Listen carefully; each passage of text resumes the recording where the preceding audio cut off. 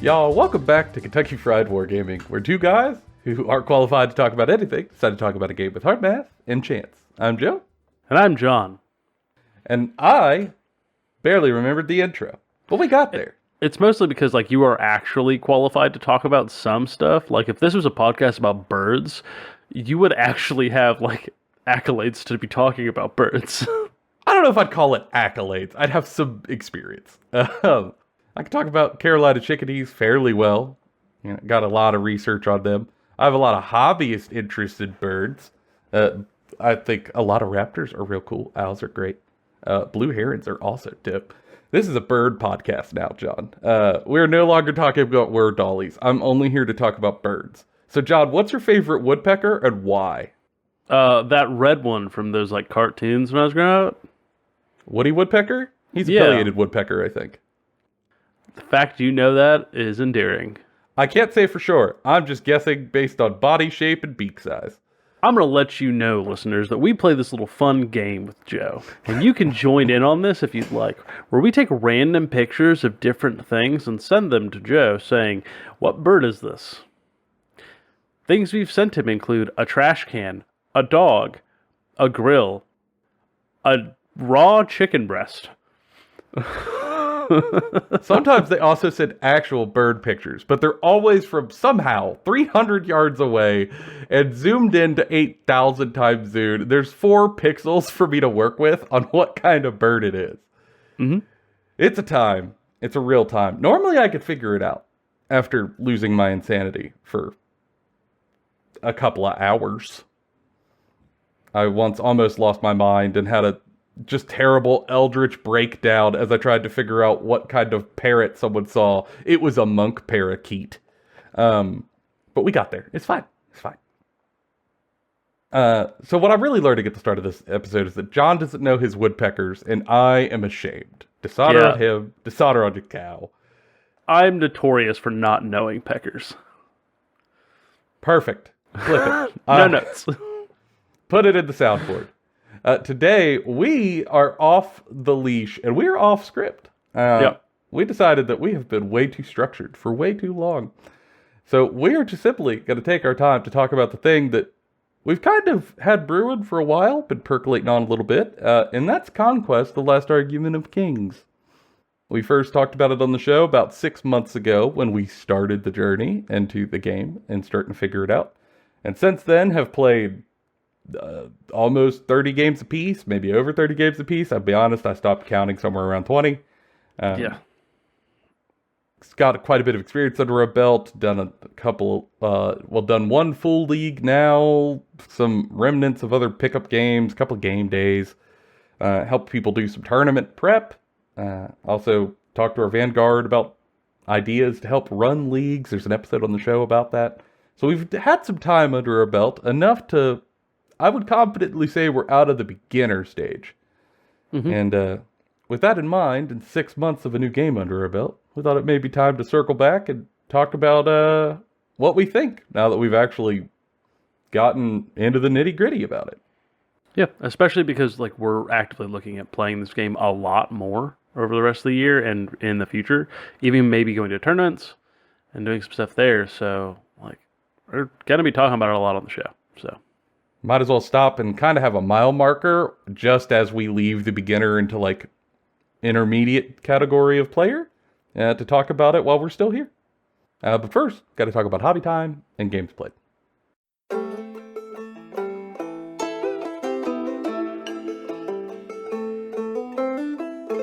John, what have you been up to? So, I know this episode is about Conquest, and I would love to say that I've started working on that, but I haven't yet. I really want to be working on that. I want to be starting my Tauntaur and working on more of my Wadroon. But I have to finish the terrain project I said I would get done, and it has been grueling. So, between working on the terrain, between working on writing lore for our narrative event for 40K, I've just been diving into that while also having a bunch of other stuff outside of the hobby to work on, and including going to actual events to play the hobby. So I haven't actually been able to work on it too much, but that's going to be changing soon. And it's going to be a great time. Really excited to hop back into hobbying on my Woodrune and getting them ready for hopefully a tournament in July. And about it. Fair enough. It's a bit of a slower time as we get ready for the big push that is this Hobby Terrain project and the next Joe HammerCon. Similarly for me, I did some Conquest, played one or two Dwegum games in intervening time. I've mostly been doing Star Wars Legion and prepping for Joe HammerCon myself. I painted the last of the Star Wars Legion minis I have to paint for clones. I'm tapped out on stuff to paint. Now looking down the barrel of maybe getting a violent teddy bear force. We'll see. God, that one's expensive. Because there's no like starter box or anything, so we'll see if I pull the trigger, but... Starter box yet. I would love for them to make teddy bear box. That'd be sick. Yeah, so I've been doing Star Wars Legion. I also did some stuff that wasn't for like tabletop wargaming, just for actual tabletop. I've been at a Star Wars tabletop RPG where my buddy Corwin's running for 2 years now. We've been playing it online. And we had our final session on May the 4th. May the 4th be with you. And I really wanted to be ready for that one in-person session we did to finish it out big. So I custom kit bashed using a bunch of bits I found the character I was playing, and then 3D printed it, and then painted it over a couple of days to try to make it look all nice to gift to him for being our DM for the whole run, which was really fun. And it's kind of like a hobby refresher, just because it's not tied to war games, which I find, as we've talked about on the show, is just helpful at times to kind of reset your brain. And now I am in the thick, once again, after my little break of the terrain project for Joe HammerCon, where I'm making a full table of Tau terrain. Now everything... All of the 3D prints have the supports pulled off of them. We've got all the footprints cut out. Now I'm trying to like lay out what's going to go where, because some stuff's too big for the footprints. So I'm going to have to get a little creative. But it's happening. And once I get everything glued down, or not glued down, off we go to painting terrain. From the time of recording, I've got like a week and a half. Maybe 2 weeks. Let's go. Plenty of time. Maybe not. We'll be working on it Friday before. Guaranteed. It'll be great. I'm going to really try not to, but it might. It just might. I got to be honest with myself. So now I have a ton of hobby on my plate. That's going to be a bit of a push. A bit of a push. I wanted to actually paint my army, because my Tau Force is almost done, but I do not think I'm going to have time, though, before the event gets here. Looking at the terrain and how big it is, I suspect some of my army's going to be gray. Oh, don't worry, some of mine's going to be that way, too. It's either paint the terrain for everybody to use, or paint minis just for me. And as one of the organizing people, I got to go with the former. Same. Yeah, it's been a good hobby time. I'm trying to get back into the swing of things. It's just been a little rough.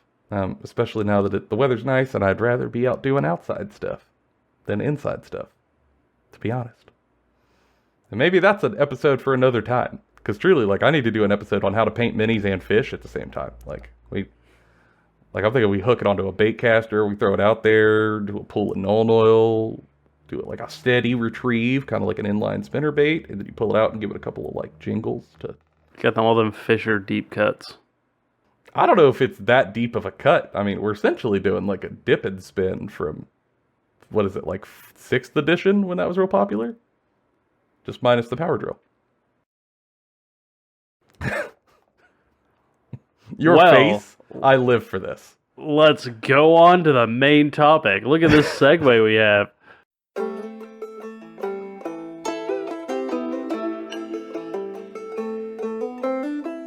John. 6 months of Conquest. Yes. I have big thoughts. I also have big thoughts. Are we going with the pros first or the cons first? What would you rather? I guess let's. Okay, neither. First, let's talk about experiences and roughly like our bona fides, if you will, our resume, our CVs, depending on where people are listening from. What Yeah, is your Conquest CV? So for Conquest, I've been playing many games of W'adrun. I played more with W'adrun than I have of my other faction, 100 Kingdoms. I play W'adrun and 100 Kingdoms. I've played against all of the factions except city-states. I don't think I've played against city-states. Somebody in our group does play city-states, but luckily all the factions are in our playgroup. We have a group of, I think, 12 to 20 people that play Conquest at our local store. TRG, if you're interested. That's in Cincinnati. Yeah. Tactical Retreat Gaming.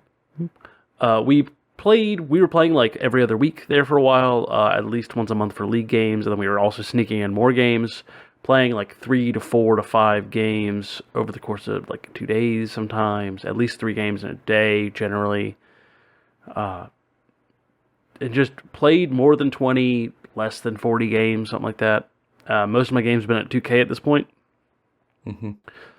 And just like learn the game in and out. Just keep playing. Played the same list for a while, changed up the list, bought a bunch of stuff, buying more stuff, trying out new lists. Haven't gone to a tournament yet, but looking at doing that soon. And nice. Just overall, like, just played it, trying to see where weird stuff happens in the game. Yeah, for me it's similar, because I learn by doing, always have. I really struggle to envision games off of reading a rulebook alone. That is just something I've never really been good at, and I find when I do try, it just never matches the reality on the tabletop. So I came into this wanting to try games, and the win rate will be what it is. At this point, I've played 25-ish or more games with Nords, and surprisingly done quite well there. For our store league, I actually took third. I would have done better, but I lost 2 early games at the low point levels. I lost 1 at 500. I lost 1 at 1,000, which was very, very tough for Nords at that point level, but it was cool to see. And also, our margins were really thin for like rankings in that league. Everyone had close to the same rate, which is good. I think it actually probably speaks to some of the health of the game. And like a third place for Nord's chat standards is like 100%. So I take those. We hold those deep in our hearts for the worst faction in the game and also the best faction in the game. If you are in Nord's chat, you understand. My secondary faction is Dwegum. I have not played nearly as much Dwegum, if I'm being totally honest. I would say I'm still entirely new to Dweg. I've played against Dweg a fair amount, but it took me a while to actually start buying my Dweg force and to start building them. So I've only had 4 or 5 games with Dwegum so far, but I'm starting to get new perspectives on the game that I didn't have before, especially around stuff like Magic, which my Nords list ran absolutely none of, so that's cool. I would say overall, I've done surprisingly well with Nords, especially once I figured out how they're supposed to win versus how I thought they would play. And much like John, I am now looking at maybe just trying a tournament in July to see how it goes for Shiggles. Which I normally do not feel the urge to do for most games, but for Conquest, I've had enough fun that why not? I think a one-day RTT would be a great time. Yeah, and I think most of our play group is Old Dominion and 100 Kingdoms players, so we got a lot of experience against those 2 factions specifically. I have played against so many 100 Kingdoms and Old Dominions players. I know that matchup very well, which is actually quite interesting and is like a bit of an anchor for Old Dominion, especially. Although I have played against every faction, unlike John, because I've played City-States a couple times. Our Vanguard plays City-States. So I have got to see them on the other side of the table a couple of times. Yeah, I would say I'm out of beginner range, but I'm certainly not to like advanced player levels. Sort of like right on that cusp into the like the journeyman level, if you will. intermediate. We're playing on Guitar Hero Medium here. Yeah, I feel like I understand a lot of the baseline stuff. Now it's just repetition and getting better strategy and skill involved and trying to like increase my own sort of like cerebral galaxy brain abilities, which like I eat crowns and play Nords, so that's probably not going to happen, but I'm trying to see what I can do. So there's the level of how much we've played of our 6 months. That So take everything we're going to say with that grain of salt, an appropriate amount of salt for our level of skill and experience. Because this episode is about our thoughts, our experiences, our preferences, our feelings. They're in no way objective. They are in no way said with a huge level of weight or pull or, world-ranked tournament wins under our belt that should give us undue levels of consideration. To anchor some of our thoughts before we just get right into it, is that we are not backing this up with a ton of data. We're not pulling a bunch of information from that to justify what we're saying, and we're also just not talking about it from the perspective of people going to Adepticon or CanCon or any of these big tournaments, right? That is not our perspective currently. Our perspective is going to a shop and playing it regularly with a group of a diverse group of people and introducing new people into the game. We've introduced 3 or 4 new people into the game. Four now. Four. We've introduced 4 new people into the game. So we've experienced what it is to show new people the game as well. And sort of grow with a community in this game specifically, in a casual game environment. Not so much we're going to tournaments to play 6 games in 2 days. So let all of that be considered before we share our opinions, our thoughts, our experiences. I certainly don't want to come in here with any claims of being a wise man whose opinion is rock solid. Absolutely not. It's entirely subjective, and that's the fun, where we just get to talk about it. And maybe in 6 months we look back and go, holy crap, we were wrong. Love that. That's another episode. But I guess let's start with okay. Let's start with one thing we like a lot. And then we'll give one thing we dislike a lot. We'll kind of go back and forth. We'll do an alternating activation style. Okay. I'll start. And I think you'll probably agree with me on this one. This game's deployment system, the way that you deploy units, instead of having a deployment phase, you are just they're coming onto the table organically, is the most clever and interesting thing about the game, in my opinion. It breaks up so much of the normal way that you play war games. It takes the game from being sort of a very structured, I set up my army, then you set up your army, and we can sort of determine where the game is going to go based off of deployment, into a much more dynamic, ever-shifting plan the entire time. Now, you still have the thing of when you deploy a unit on the table, it's going to have to go into a couple of directions, and it's going to be projected to your opponent. But because you get to pick that as your opponent's still doing moves, it just feels like it's much more back and forth. It feels dynamic and fun and interesting.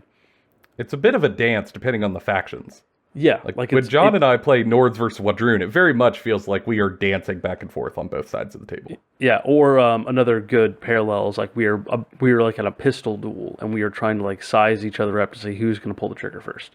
For some of our bigger haymaker units. So it becomes a very interesting game of sort of bluffing your opponent out with activations and command cards and certain things. Especially as your opponent learns more and more about the game, and you learn more and more about the game and what you can and can't do, it becomes very, very tactical and interesting. Yeah, and I just generally from a game design perspective, just a Joe preference in all games I play. I like mechanics that give more interaction with my opponent, where there is more opportunity for us to go back and forth, to have some clever interactions, some outplays, a couple of laughs. Anything that increases that is good for me. So mechanics where it's okay, John, take your whole turn. I might as well go get something to drink, and you want a beer, like I'll go get us both one. I'll get a snack, I'll take a nap, and then come back when your turn is over, and then it's my turn to go. Like I generally not for. Here, I really, really enjoy the alternating activations combined with the command stack. Like that's my go-to. Is like the deployment is great, but for me the alternating activation stack is where I get a lot of the enjoyment because it is so head gamey with your opponent, and when it goes poorly, there's no one to blame but yourself, which can be really fun and endearing at times if you have the right mindset. Yeah, I think all three of these examples, I think all three of the systems, right, are higher skill floors systems than other games.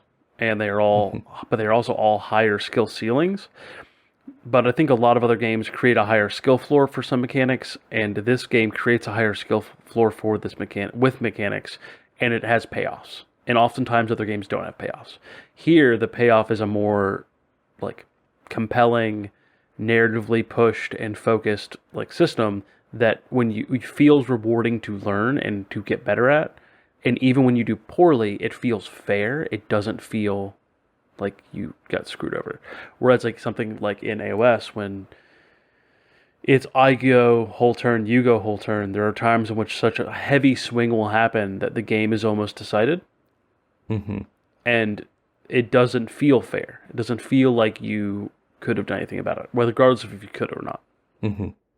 Here, there's always feels like there's something you can do, which I think really matters. Yeah, I often look back and go, man, why did I stack my deck this way? Like, what was I thinking?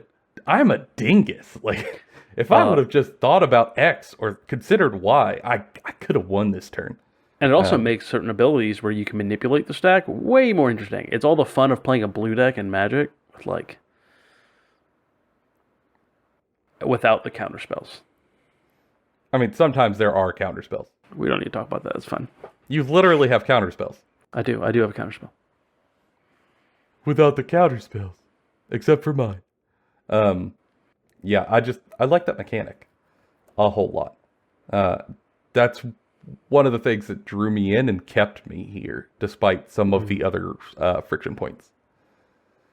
Which, I guess we should start with some stuff that we dislike. Do you want to go first? Yes, but I'm going to say the one I know you want to say. I think it's fair, because it is a proud nail in an otherwise really smooth sort of onboarding experience for us. Yeah, so I think the worst thing about Conquest, for me, is the way characters work. I think characters in Conquest are attached to units. They have to be attached to units unless they're like on a monster or something. But when you draw their card, they can either cast a spell if they are a wizard or a priest, or they can duel. And there's a couple of like faction specific actions you can do. Like maybe like with Rune, you can chant. You chant when you draw, but you can't like make an effect go off. And then if the card after them would be the unit they are attached to that is a non-monster, you can immediately activate that regiment. So there's a lot of cool stuff you can do with that. That's interesting, and that's a more recent addition. But it doesn't feel like the characters themselves are really doing much unless they're a wizard. And even then, sometimes the wizards aren't exactly the most... Like, a lot of them are engaging or powerful, but they're not, like, it doesn't feel heroic. It doesn't feel bombastic. I think it's, like, the biggest miss in the game. Dueling also, like, as part of the character actions, is just so non-interacting, for the most part, that it doesn't do a ton. I mean, most, like, 9 times out of 10, the opponent's going to just refuse the duel and take the negatives. Or if they're going to accept it, both characters die sometimes, or just get trounced by one. It doesn't, the cool moment it could be doesn't really happen. And so really oftentimes all character cards are in the deck are buffers to like stall out your opponent's activations or to like postpone having to play your own. Yeah, in our gaming group, we all have the running joke that like I draw a character, I shout into the sky. I draw a character, I shot into the sky. I draw a character, I shot into the sky. And it's funny, and we kind of make a joke of it, but what that means is most of the time, most of us draw characters and then do nothing. And I don't mean that hyperbolically. I mean that literally. Like, the character does no action. Your warlord does no action. If they aren't a wizard, most of the time, an overwhelming majority of the time, they do no action. And because they do no actions, you don't think about them. All they are, at least for me as a Nords player, and disclaimer, like on my Nords list, I looked at the heroes and immediately went, wow, Jarl's probably the best thing in that army. I'm not going to run Shaman. Shaman's probably the best hero in that whole army. I'm not going to run Shaman. I'll run fun stuff that's more like friendly to a learner group of opponents. So in my list, I have 0 priests or wizard heroes. Just none. So when I played my 25 games of Nords, I hardly ever thought about my heroes and where they went in my stack at all. They were just a stall. I didn't think about them. They didn't interact with anything. They didn't threaten anything. They didn't provide anything to the list unless they had a supremacy ability going on. Most of the time, they were just there. They'd throw some attacks into a pool, but they had no actual effect when you pulled a card off the top. And I think that it's incredibly underwhelming from a game design sense, because it's... I hate to use a word that sounds this harsh, because I think the game overall is incredible, but this little piece for me feels boring. Because I feel like there's potential here that's amazing. Yeah, and it's so weird, because the rest of the stuff about characters and building lists is very interesting. Supremacy abilities, great mechanic. Supremacy abilities, the way warbands work when building lists, and the certain units it can take, all of that becomes very interesting and fun to engage with. But practically playing the heroes on the table just feels like there's a disconnect.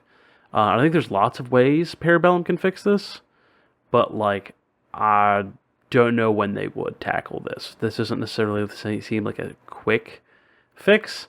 This is core. I expect they will eventually handle it one way or another, but something would be nice. But it is a blemish on an otherwise very, very good game. Which if I'm just gonna, do you want to go to another con, or do you want to go to a good talk about good thing, or do you want to have another con essentially? My other con would be it's dovetailed, but it's dueling. Dueling is supposed to be there's a huge disparity between characters who cast spells and those who don't. Not only because characters who cast spells actually do actions on their turn and get to cast spells, which are cool. But also that the thing that non-casting heroes normally should be able to do pretty well, like with Nords, the faction I play, they're big, ripped warlords. They're supposed to be incredible duelists. But with dueling currently, the enemy can just say no.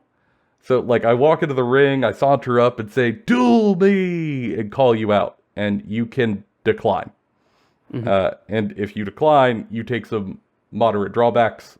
The one I use it for, when it does pop up rarely, is to try to make them not be able to score an objective if they say no.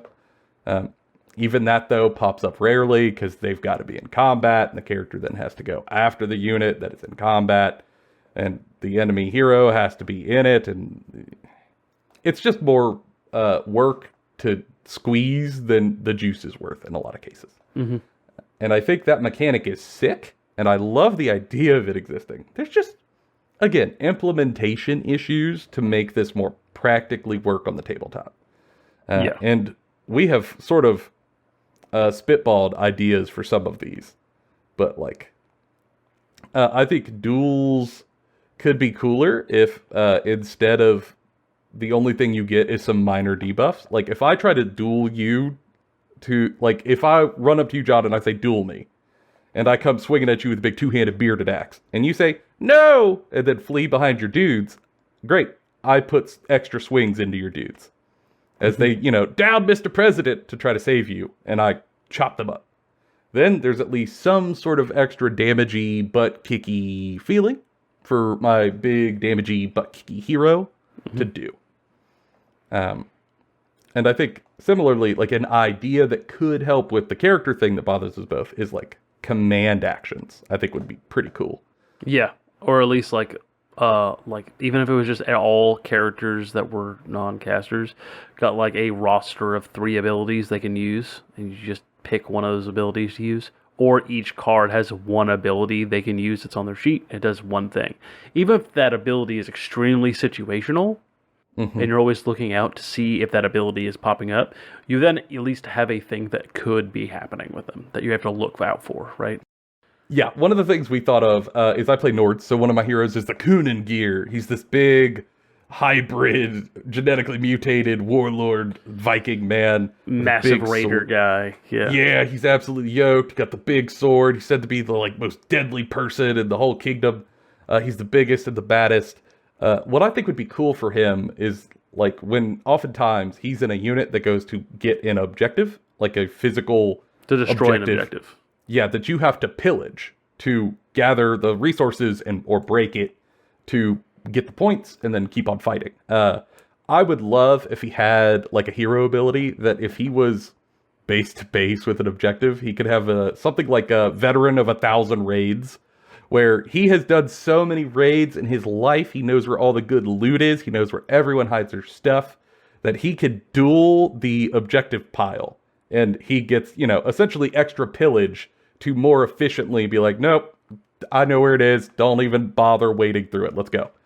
The flavor would just be mwah. And again, it would give him a little something, even if it's niche, even if it's not super powerful, even if it's not just like I cast Fireball. It's a flavor and it's fun. And I think there's a lot of opportunity for various heroes to have niche but cool, flavorful abilities like that. And it could help out with some of that. I don't know if they do anything like it. It'd be a big lift game design wise, but I think it would really smooth over that system that I notice consistently when playing. Yeah, and I think just sort of like frame our talks about like game design stuff for a second. Like we're not saying that it's mechanically, like we're not saying that the power level of this game is bad because of this. Like I think the game is also perfectly playable even with these like cons. It just little hiccups in design space that make it feel disconnected from the clear vibe they want you to have while playing the game. Because despite the fact that this game can be very crunchy and tournament-like, it's also very, like, just like beer pretzels, rolling up monster trucks time. It's awesome. Can be, with the right people. Very much so. And I think for me, one of my pros, actually, and it's what makes the cons, like the hero con especially, and the dual con stand out so much, is that this game largely does not have a ton of friction points compared to other games I have played. Yeah. It seems like, obviously, I don't work for Parabellum. I'm not in their team. I don't know how much time they spend playtesting, but it feels well playtested. It's very rare that I stumble into an unresolvable rules interaction or a resolution that is very unclear, or that doesn't make any sense at all, or that is overly ambiguous. This seems very well playtested, and even if some of the decisions are obviously not like to my taste, one of the things I have never felt is that they just threw something out without knowing how their game plays. Yeah, and I think a lot of that also has to do with the fact of how engaged they are. Like that's one of my big pros involving like Parabellum themselves, is they're very engaged with their Discord and their community. I mean, they are at events. They're like the rules designers talk about the game with people in the Discord. There's an email you can email directly to have conversations whenever new updates come on. Most stuff gets fixed quicker, like in within a day or two. If that, their answers are out there, like they just clearly kind of state, like, no, that wasn't intention. This is our intention. Like, and they do these really cool, like like Google Meets or like Twitch streams where they talk about the rules well ahead of time, like before release of stuff. They talk about models, and they're all the people in the involved in the game are constantly talking about the game, like they play it, like this is a thing they're doing on the side too. not just a job, right? Like this is a thing they actively enjoy, and they're passionate about it, and they're passionate about the world and what they're doing. And that shows in the game. It shows in the lore. It shows when they talk about these new factions and like the models. It's infectious. It's really, really good.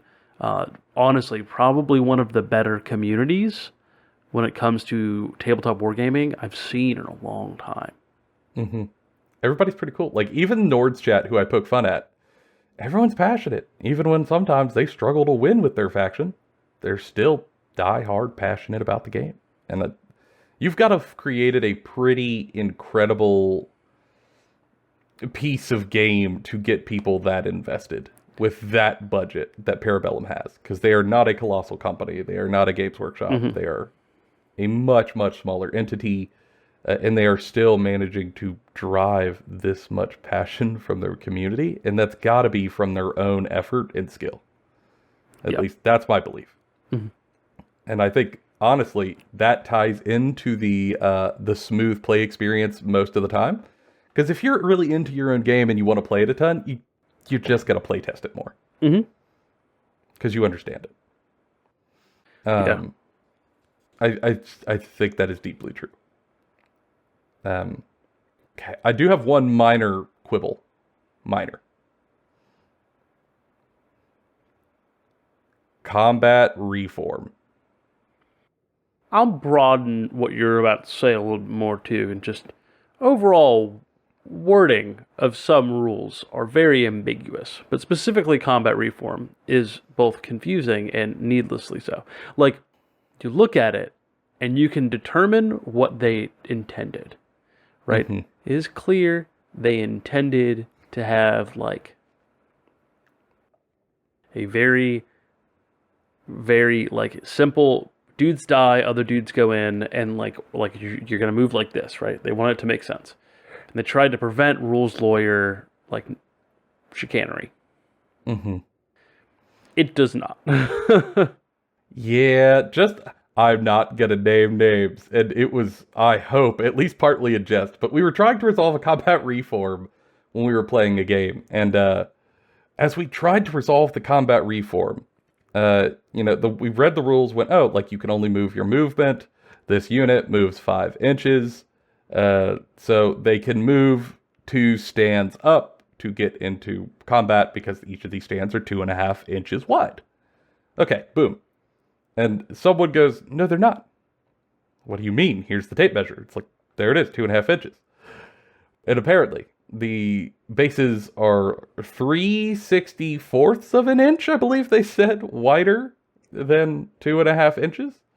And that means that you cannot do 2 stands worth of pile in if you have a 5-inch move. And that might be the case depending on where you measure, but if the rules are worded as such that 3/64ths of an inch is the margin for error, I do not think we are prepared for that level of precision in our general wargaming habits. Listen, y'all, we ain't framing a house. We're just we're not even playing a game. And I'm gonna be honest, depending on how cheap you go for your bid, some framers aren't measuring to the 64th of an inch. Let's be real. We've all seen it. But here, this one is smoother for me. At least it's less proud than the hero thing, because this one I could work around. Like, because truly, John is right. Well, you could quibble about 3/64ths of an inch, but most of the time, when you do come across a combat reform situation that is ambiguous and it's not quite sure how you're supposed to resolve it based on like the middle of the unit versus the actual movement of the unit, you can at least look at your opponent and have a handshake, gentleman's agreement to try to work it out to what the intent of the designers are, which are, you're moving guys in reasonable amounts, roughly their movement speed. Don't move the middle of the unit too far. Okay, fair enough. Yeah, and like I find that this problem and much of those sorts of like rules problems involving the wordage and like that are deviated from what the clear intent is mostly what I like to call theory craft problem, where like if you spend enough time looking at it when just like trying to build lists or talking about it in a vacuum without like the actual practical playing going on at the moment, like it's really easy to sort of get wrapped up in all like the very specific tiny details. Whereas when you're actually practically playing this game, especially in a high stress or like pressure environment of like a timed competitive game, you're just gonna move your dudes, just gonna move them, and you're not gonna sit there and quibble for 10 minutes with the clock running on like what the combat reform looks like. You're just gonna do the thing. You can have your extra stand into combat if we just keep moving. Like it's fine. Don't worry about it. Yeah, like that. Like if your games are coming down to that margin, wow, you're having a good game. Like if most games are not going to be won or lost by the 3/16 of an inch combat reform. 3/64. Either or. Both. Both. But minor quibble, because normally you could just think your way around it by trying to use some intent and understanding. But I'm going to go out the gate with like one of the biggest pros about this game. Ooh, okay. Biggest pros, cool. Right? We'll see if you're thinking what I'm thinking. Cost. There it is, because that's my big one. I don't know how to put into words. Like it is definitely not the cheapest game out there. I think it was like Star Wars Legion, much cheaper. Song of Ice and Fire, cheaper. It is not the most expensive game either. I'm looking at you, Games Workshop. But I will say that like collecting this game is really easy, and it feels good to get the stuff. Right, like these anniversary packs that Parabellum released for the 5th anniversary that are new to starter sets for the year, impeccable value, and they're all very playable, and they're all very good, and they are 100% worth the money you're spending on them, and they mix well with the old ones. So if you had the old ones and you get the new ones, boom. If you see both sitting on the shop at your store, you can get them both. I bought both 100 Kingdoms ones. I'm happy about that purchase. Most of the time, if you buy the old and the new one, it'll put you close to 2K points. Yeah. And that's the other thing, is getting to 2,000 points is not a painful experience. You can get to there fairly cheaply, at least as opposed to other games right now. And especially if you're at a store that can get a discount, like you're going even cheaper. Like it is nice to be back in the world of like, I would like to buy a box of guys for my army that I want to try out. And I'm going to spend $45 on that unit. And I can build them, I can paint them, and I can play them, and I don't have to feel like I'm spending a ton of money. Right? Like when we have other games out there where it's like $70, $80 for a box of dudes. Oh. It's refreshing. It feels good. And the starter sets are worth it. Like the 100 Kingdom starter set's almost 1,000 points. Bonkers good. The value is nutty for some of those. Yeah, like it's wonderful. And Parabellum regularly puts their own stuff on sale. Like they put stuff on sale all the time. They do cool sales. They did a Monster Mash sale where they sold their big monsters for cheaper last year for Black Friday. Like, and again, they tell you with the catalogs what's coming out per quarter. So like if you'll sit like right now you can see exactly all the stuff that's going to be coming out until I think August, maybe. Yeah, I think that was the cutoff. Yeah, and it's not like, oh, we know that these army books are coming out. A, rules are free, and B, you can see exactly what models will be coming out for this quarter. Like boom, they show you in a catalog, so you can make decisions and make plans on what you're going to buy. And even before they're out, the units are in the app. You can you can see the units. There's no smoke and mirrors. There's no trying to hide it or lie to you. It's very transparent, very clear. You know what's coming. You can budget appropriately for yourself and plan. And attached to the cost thing is the rules being free, right? Like I try not to bring up, while talking about other Games Workshop too much. But here I think the direct comparison needs to be made.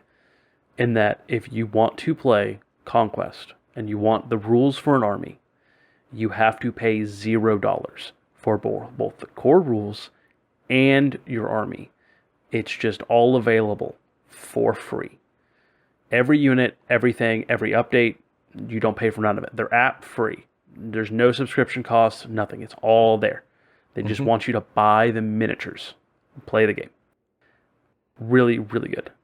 as opposed to Games Workshop, which in order to start an army, assuming you have the core rulebook or access to the core rulebook in some ways, just to keep the cost low, you're paying $60, $70, sometimes $80 for a codex or battle tome before you get a starter set that might give you a quarter of your army.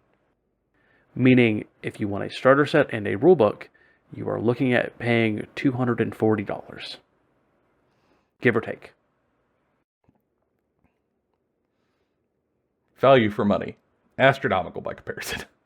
I don't know how to put it in other words. Like, it is, not to mention that if you want to play the game on a competitive level, or you want to play the game and introduce it to other people, so you want to be informed of what the game has as options, you can just do it in the app. I have built lists for every faction because I'm trying to learn and understand every faction for the show. I don't have to go get a bunch of battle tomes. I don't have to go get a bunch of codexes. I don't have to go scouring the internet for Reddit posts and Imgur like threads of pictures that someone took because they got their codex early. Like, I can just go on the app and read it and learn it and do it myself. It's much easier. I don't know. The ease of access is very helpful because the onboarding can be a little rough because, as we've talked about, this game can be a bit crunchy at times. It's a lot to learn. It's like drinking from a fire hose. But one of the things that eases that somewhat, at least for me, was that I could look up anything I had questions about for free without spending money. Which it just helps. It helps me to answer my own questions a lot of the time. I'm going to be honest. We've sold 4 people on this game since getting it. Maybe more, give or take. I don't know. We taught 4 people. I don't know. We might have sold more on it. And everyone that I've talked to, like, one of the biggest selling points for starting and taking the leap into the game is the free rules. Like, it starts with, I can just look at everything my army can do and make it an informed decision with my purchases. Done. Mm-hmm. Done. And further than that, and truly, like, this dovetails into my final huge pro, and that is just my respect I have for Parabellum, in addition to their pricing and customer service, which is very good. They are the only company I've seen in my time playing games, which I started in 8th edition.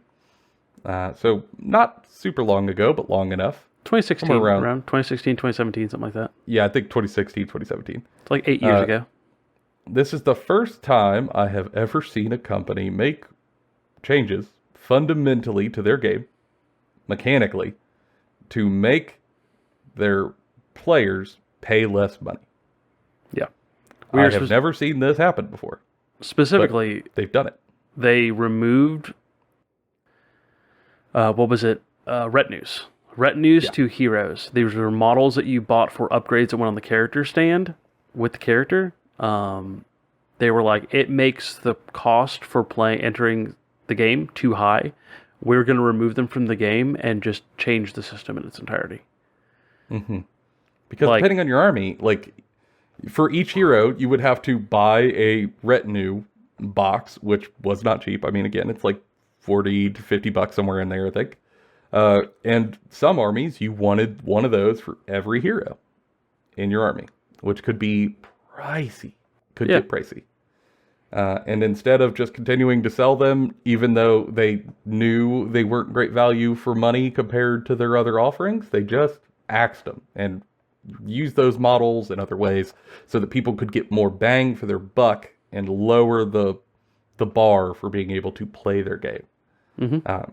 And I just, the amount of respect I have for that move, I struggle to put into words. It's incredible. I think it is very also savvy in terms of business decisions. I think, you're losing a little slice of a spreadsheet right now, but you garner goodwill. You make it easier for people to play. They get more entrenched. They get more people involved. It helps you in long term.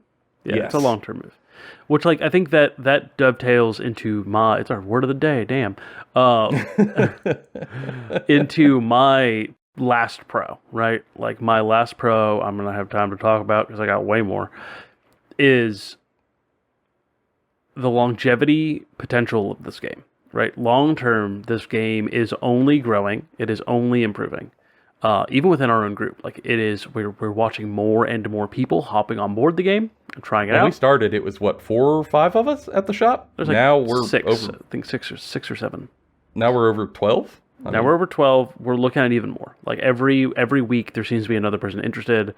We're getting DMs about it. We're getting people that are in our other play groups asking about it. Our own friends like have just been like, "Hey, what's going on here? This seems like interesting. You've been doing stuff on the show about it. I'm interested." Just overall, it's been really big, and also like they did really well at Adepticon. They're making their own tabletop RPG with books coming out for it. That's awesome. Like it shows all of the potential of like being a very successful and good setting and game with lots of stuff. I mean, we haven't even talked about their skirmish game yet, First Blood. They are augmenting that with like a new designer who is going to be working on specifically that. Mm-hmm. They're making all the right moves that shows this game's got legs. Like, I mean, there's a laundry list of factions that are going to be potentially coming out. They just released a new faction. Like, Stavros, I need you to give me Samurai Quiet, please. Please. Yeah, like I wait. Like, we talk at least once a week about the things we're excited about in the future. Like, I have 2 armies for Conquest already. I'm looking at having 4. Based off of the stuff that could or could not come out. Like, I'm seeing the future with, like, Hell and Weaver Courts and going, I'm in. I'm in danger. I'm in lots of danger. Wow, I would love to play this game. Like, I would love to play this game. And the models look sick, and I love painting them. I mean, I like painting them so much, I've thought about recording my own paint jobs and putting them up here on our channel. Like, I mean, truly. my first, like, full-scale painted wargame army, because my first is Legion, but it's not a full wargame army. There's less minis. But my first full-scale painted wargame army is a Conquest army, like it was my Nords. Mm-hmm. That's 2,000 points of wargame level minis, and Games Workshop has not been able to get me that passionate about an army in years. Nords was the first that did it. That's the best endorsement I could give the minis and how cool they look, that I wanted to just paint them all. Yeah. So, Joe, final thoughts. Give us your final thoughts. We'll do the final thoughts, and we'll leave the listeners to get out of here. Final thoughts for me is that I think Conquest is wonderful, and I greatly have enjoyed getting into it and using it to meet new people, have more excuses to hang out, have a couple of drinks, and have some laughs. I think it is a fun level of tactical crunch combined with a refreshing absence of memory traps that are common in other war games, which allows for a overwhelming abundance of mechanical and strategic nuance while not absolutely frying your brain with trying to remember a bajillion tiny little nothing buffs. Which for me strikes a wonderful chord right in the middle of sort of like what I want to get into. And that comes together to keep me having a great time despite some, bigger frustrations with a couple of very specific, honed in mechanics. I have a blast at Conquest. And I would be shocked if I'm not playing this in a year, 2 years, more. It's just a great time. And if y'all are out there at all interested in it and have questions or maybe want to try it, I recommend at least looking into it and seeing if there's a Vanguard in your area to just do a demo. Yeah, and like for me, my final thoughts, just to catapult off of what Joe's saying, is like this sends me back to a time in my life when I was playing a ton of Warhammer 40k and a ton of Warhammer Fantasy, like 2013, 2014, just absolutely playing a ton of war games. I was playing like War Hordes, Infinity, just a bunch of different games, and it feels very much like that, where I'm just excited about these games. I'm into it. I'm not reading about it on the internet all the time. I'm not going on to like the Discord and having a billion conversations. What I'm doing is I'm building lists, I'm showing up in person, and I'm playing the game with a bunch of people. I'm talking about the game with my friends and just trying out new stuff, getting new models, building them, painting them, planning out future stuff, arguing about whether the spires are justified in their bad actions or not, and everything else. No, Eric. No, they're not. And like it's become like a really good time. And part of it's because the game's incredibly balanced for what it is. It's very fun. It's very engaging. The setting is extremely interesting with lots of fun lore bits that are great. But truly, I think it's because it captures what makes war games fun in every aspect of its play. Making lists, fun. Building and painting the miniatures, fun. Seeing the miniatures on the table, amazing. Playing the game, easy, very playable. Like once you get a hold of what to do in the game, you can just go. You can go. You don't get hung up on bad decisions. You just keep moving, keep moving, keep moving. Game, rack. I mean, for me, the biggest thing about it is I can sit down and be like, let's play a game. And we've done enough that we can just be like, all right, so-and-so's coming on for turn one. I'm going to roll for these. And we're in it immediately. Just go. Right? Like, and I mean, to be honest, sometimes we fly through the first 2 turns in under 5 minutes. Like, it's fast, depending on the armies. Yeah. Like, it's a great time. And if you haven't played Conquest and you like fantasy games, you should take a look. Go find a Vanguard. If you're in the Cincinnati area, go to Tactical Retreat Gaming. If you're willing to drive to Cincinnati, look at Tactical Retreat Gaming. That's where we play. It's where we have a pretty large group of people that play. There's places to play in Columbus, Ohio. There's places to play in Cleveland, apparently. I've heard some places in Louisville. Yeah, we've heard there's a good Louisville scene. There's a budding community that you could find through Discords. And if y'all are interested, let us know. We can at least get you into some sort of situation where you can try to find someone to play. Yeah. There's if you ask in the Discord if there's anyone playing in the region I'm in, someone will respond, or at least direct you to a Discord where someone might be able to help you. Really, like, go out, try the game. And if you currently play Conquest and you want to see us talk more about it, let us know what you want us to talk about. Let us know what you want us to cover, what you want us to do. If you have the inability to find people near you, or you are maybe a Vanguard or someone that is looking to get more people, talk about it down there, right? Tell people where you're playing, tell people how you're playing, tell you what your favorite units are, any of it. Talk about Conquest. Comments will help us put Conquest in front of more people, and hopefully they'll play. Likes will do the same thing. We want to start really pushing this game in front of as many people as possible because we think it's genuinely worth playing. Truly.